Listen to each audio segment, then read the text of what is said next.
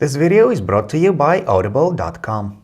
Hey guys, this is Nick with Phone Arena and you're watching our in-depth review of the Samsung Galaxy Fame. What we have on our hands is an entry-level Android smartphone that likely won't impress you with anything other than its low price. As such, it comes with some pretty modest hardware specs. There's a 3.5-inch display on its front, 1 GHz single-core processor is powering the device. On its back we have a 5-megapixel camera with an LED flash, and you also get 4 GB of onboard storage. One of its biggest assets, however, is that the smartphone comes with a fairly new version of Android 4.1 Jelly Bean that's loaded out of the box.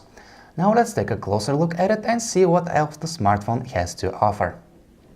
So here it is, the Samsung Galaxy Fame in all its cuteness. The smartphone is of relatively small proportions, and its shape, with its curved back sides, reminds us a lot of a pebble. It fits perfectly in the palm of your hand, and it's very easy to operate with a single thumb. The smartphone may be made mostly out of plastic, but it doesn't have that cheap feel that plastic phones are usually associated with. Actually, it's the opposite. It feels sturdy and very solid in the hand. Our only complaint about its design is that its back and front sides retain a certain amount of finger smudge, but that's probably an imperfection that won't bother many of its owners. Now it's time to take a look around the sides of the device. On the left side we have a 2-button volume rocker, and on the right side we have the lock button. Both of them, by the way, are very well exposed and respond with a nice click when you press them. Here on the bottom we have the micro USB port and the microphone, and on top we have the 3.5mm headphone jack. The low-resolution display on the Samsung Galaxy Fame is pretty disappointing. It measures 3.5 inches in diagonal and has a resolution of 320 by 480 pixels. That's very low by today's standards, and to no surprise there's a noticeable lack of detail in both text and graphics. Viewing angles aren't anything spectacular either. As far as outdoor visibility goes, using the smartphone on a sunny day is practically impossible unless you boost the brightness up to the maximum. You have to do that manually by using the brightness slider located here in the drop-down notification bar. Now let us say a few words about our sponsor, Audible.com. Audible is a leading audiobook service with a catalog of over 100,000 hit titles like The Hunger Games or 50 Shades of Grey, just to name a few. What's more, if you go to audiblepodcast.com/phonearena, you'll be able to download one free audiobook and listen to it anytime on any device. So if you want to get started with this beautiful service, just head over to audiblepodcast.com/phonearena. Although it's just an entry-level smartphone, the Samsung Galaxy Fame comes with a fairly recent version of Android 4.1 Jelly Bean. Layered on top of it is Samsung's custom user interface, which adds functionality and extra blink to the smartphone's interface. For example, you can mute calls simply by flipping the device and shaking it would refresh all the widgets that are displayed on your home screens. Speaking of widgets, you get a whole bunch of them out of the box, including one that provides quick access to the alarm clocks and one that allows you to use the phone's LED light as a flashlight. There's also a handy widget for taking down quick notes, and there's another one that is a combination of a clock and the weather widget. The drop-down notification panel has also been customized and now hosts a wide array of toggle buttons for various features such as Wi-Fi, GPS, and lots more. You also get a slider that can adjust the display's brightness. Last but not least, by holding down the home button, you can access Google Now and the built-in task manager. Here we have the on-screen virtual keyboard. Unfortunately, it feels very tiny when it's being used in portrait mode, so our guess is that you'll be using it quite a lot in landscape mode, just like this. Thankfully, it supports predictive text input, and that will surely help you with the typos that you are very likely to make. With its 1 GHz single-core processor and 512 MB of RAM, the Samsung Galaxy Fame ranks rather low on the benchmark scores.